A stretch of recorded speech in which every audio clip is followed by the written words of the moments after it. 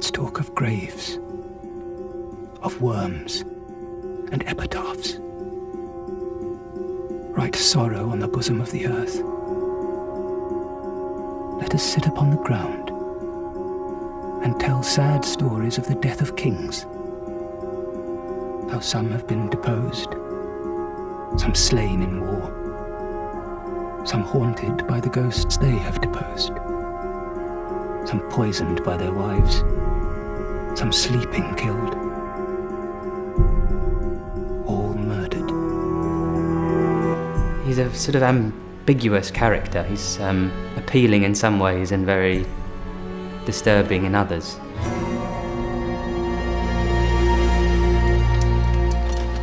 He was obsessed with putting over certain images of himself, particularly as sort of almost Christ-like or semi-divine. His idea of himself as being God's representative on earth. Richard and his idea of himself as a Christ figure is very important in the way we've shot the film, and Ben has a slightly sort of messianic quality. One of the people that Rupert talked about was Michael Jackson. Something about Michael Jackson's nature and the way he was always performing, and his eccentricity and his love of spectacle, his otherworldliness. I wanted somebody who had an otherness, a kind of Peter Pan quality, someone who was distant poetically in their soul. Ben just has, I think one of the other actors said the thing about Ben is he doesn't talk to you, he talks to your aura. And I think that's sort of true. He has this very kind of beautiful spiritual quality. Rupert had all these wonderful kind of eccentric and contemporary ideas about referencing in a subtle way modern figures, and it wasn't just Michael Jackson. We also talked about Morrissey, and who else did we talk about? Oscar Wilde, and sometimes it was interesting to think about those people in terms of how Richard might deliver a line or how we might play a scene or something, you know. We seize into our hands his plate, his goods, his money and his lands. I'll not be by the while. My liege, farewell. What will ensue hereafter, there's none can tell. Modern historians think maybe he had some narcissistic personality disorder, or maybe even schizophrenia, or that he had some kind of OCD, something or other. So once this challenge to his power is presented to him, it taps into all his worst qualities, really. So when this thief, this traitor, Bolingbroke, who all the while hath revelled in the night, whilst we were wandering with the Antipodes, shall see us rising in our throne the east, his treasons will sit blushing in his face. Not all the water in the rough rude sea can wash the balm off from an anointed king.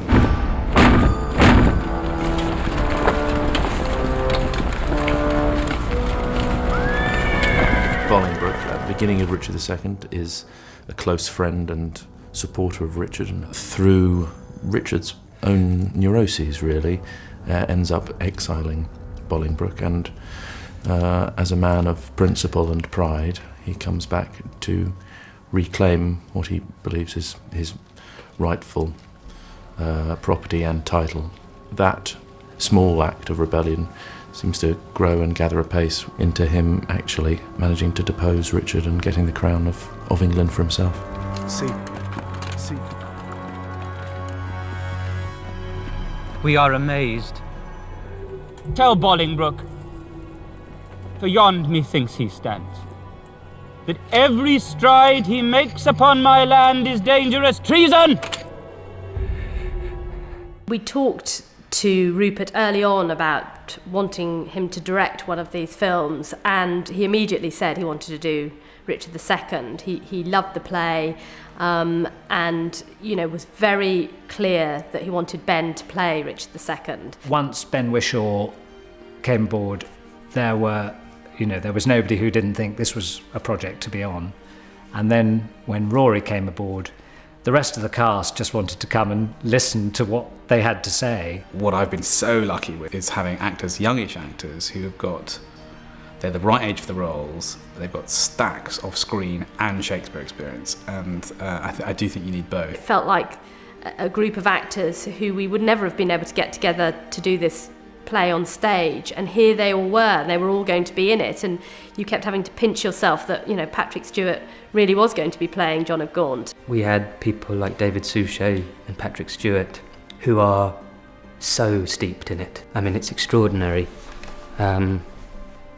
Their level of understanding and ease and authority with it. Rory Kinnear, who plays Bolingbroke, I'm in awe of as well in terms of his mysterious connection with it. You just understand immediately what he's saying.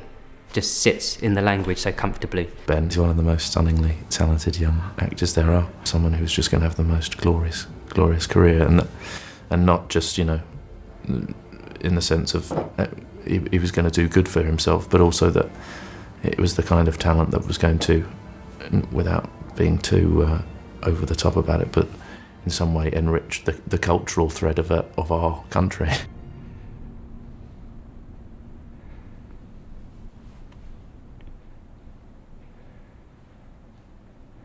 Why am I sent for to a king? Before I have shook off the regal thoughts wherewith I reigned. The great scene in the piece where Richard gives up his crown to Bolingbroke. There we were in this cathedral that both Richard and Bolingbroke would have visited. In fact, there's even pictures on the walls of both men, actually. It felt sort of, the whole shoot came together on that day. Here, cousin. Seize the crown. Here, cousin.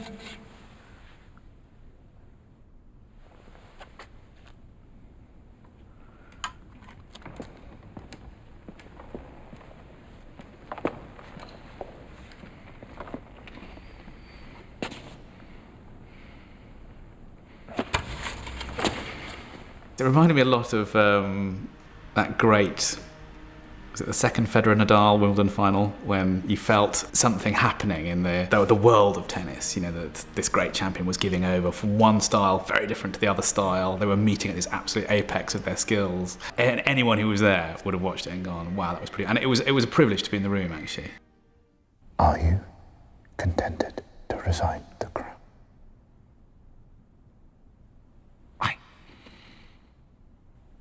No. That's really when Richard comes into his own in terms of his language and his poetry, and it's when he's at his sort of lowest point that he spouts this incredible poetry. God save King Harry, unkinged Richard says, and send him many years of sunshine days.